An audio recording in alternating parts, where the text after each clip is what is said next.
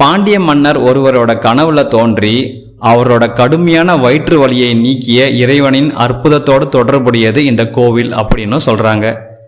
இத்தகைய சிறப்புகளை கொண்ட இந்த ஜலகண்டேஸ்வரர் சிவபெருமான் மற்றும் ரங்கநாத பெருமான் ஆகியோர் இணைந்துள்ள இந்த திருக்கோவிலில் செய்யாறு நகரத்தை சேர்ந்த அப்பர் உழவாரப்பணி கைங்கரிய சபா அறக்கட்டளையில் உள்ள சிவனடியார்கள் ஒன்றிணைந்து கடந்த 26/7/2026 ஞாயிற்றுக்கிழமை அன்று உழவாரப்பணியினை மேற்கொண்டனர். அதோட காட்சிகளை நாம் இப்போ பார்க்க போகிறோம். இந்த காட்சிகளை பார்த்து கொண்டே உழவாரப்பணினா என்ன, அதோட சிறப்புகள் என்ன, அதோட வரலாறு என்ன அப்படின்ற தகவல்களையும் நாம் கேட்கலாம். இந்த வீடியோவை முழுமையாக பார்க்குமாறு கேட்டுக்கொள்கின்றேன். உழவாரப்பணியோட சிறப்பை சொல்லும் வகையில் உடலுக்கு உழவாரம், உள்ளத்திற்கு தேவாரம் அப்படின்னு சொல்கிறாங்க.